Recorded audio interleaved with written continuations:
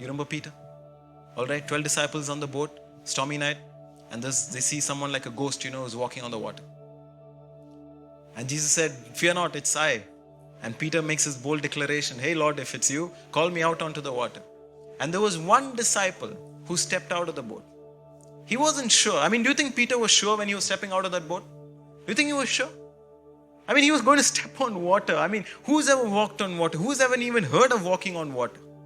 But here's Peter, with all that boldness, with all that faith. He's saying, Jesus has called me to go out onto that boat and out of the water. I'm going to step out of this boat.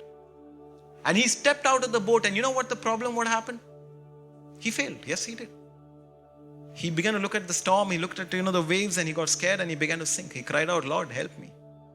Yes, it's true that he failed. But he was a lot better than the disciples who were still seated back in the boat. Failing often, even if it's a failure often is, taking that first step to discovering who God is.